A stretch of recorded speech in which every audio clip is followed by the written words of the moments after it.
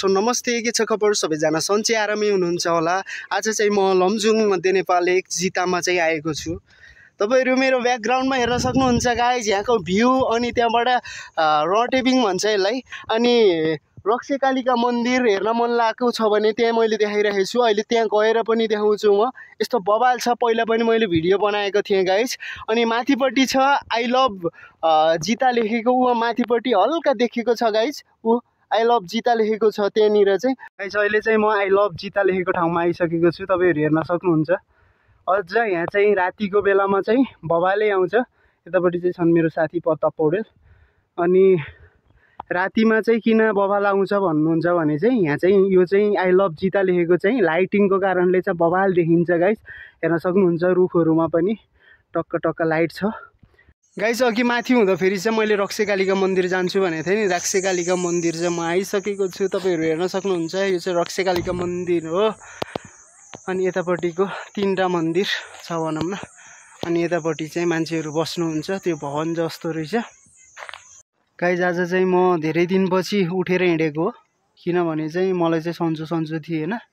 अहिले साथी आएको थिएँ, अनि त्यहाँबाट अहिले के भनौँ बिहानै साथी आएको थिएँ। अनि जाम हिँड नि त जितातिर, यसो ब्लग बनाऊँ अनि म पनि यसो रिपोर्टिङ गर्छु भने, त्यही भएर चाहिँ जिता आइयो। अहिले रमाइलै भएछ जियोस्। अहिले चाहिँ राति भए पनि भ्यू चाहिँ खडा आइरहेको छ। यतिको भ्यू चाहिँ होइन, मोबाइल गतिलो छैन नि त। भ्यू राम्रो आउनलाई त मोबाइल गतिलो पर्न पर्यो। होइन, मलाई त मोबाइल भन्दा त मान्छेको अनुहारै गतिलो छैन क्या त। मोबाइल किन दोष यार, मोबाइल त त्यो पनि हो। हिजो साथीले फोन गरेर बोलाए, साथी आऊ के अरे कुरा काटेर खुवाउँछु भने है। कुरा काटेर खुवाउँछु त भनेको, तर कुरा आगो आएपछि अनि ल जाउँ न त, ल कुरा काट्ने भने यत्रो डल्लो कुरो देखाउँछ कि, यत्रो डल्लो कुरो। डल्लो होइन डल्लो होइन, त्यो चल्लो गाइज।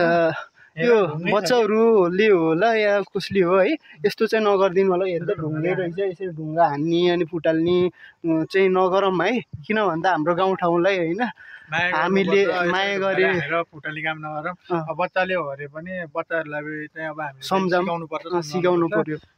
र यति ठुला मान्छेले नै भने यो चाहिँ नगरौँ है, किनकि बनिरहेको चिजलाई यस्तो भएको पनि होइन। किनकि हामी झन् यसलाई चाहिँ परिवर्तन गर्ने भनेर हामी लागिरहेछौँ। अब फेरि हामी यसलाई भर्काउन थाल्यौँ भनेर चाहिँ अलिक नराम्रो लाग्छ है। यो चाहिँ हामीले सानो एउटा सुझाव अथवा एउटा सन्देश दिन खोजेको, यो चाहिँ गर्नु यो रिक्वेस्ट भनौँ न एउटा। ल गाइज, अहिले चाहिँ हामीले चाहिँ खाजा खान लाग्यो। ल गाइज अब चाहिँ हामी चाहिँ निक्लेको टक्क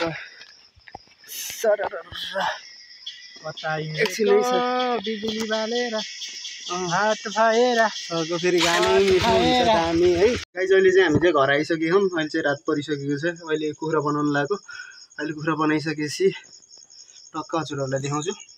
गाइज अहिले चाहिँ हामीले काटकुट पारेर लोकल मासु रेडी पारिसकेको छौँ गाइज। होइन ल लागौँ। अब चाहिँ हामी चाहिँ हाम्रो जक्सनतिर यता चाहिँ अँधेरै छ, किनकि लाइट चाहिँ पहिला लाइट थियो नि सरकार यहाँ, तिमी एकचोटि आउँदाखेरि। अहिले चाहिँ अब हामी चाहिँ हाल्छौँ। ल गाइस, अहिले चाहिँ राति भइसक्यो। आजको लागि भ्लग यति नै गरिदिउँ होला कि यति नै गरिदिउँ। By by.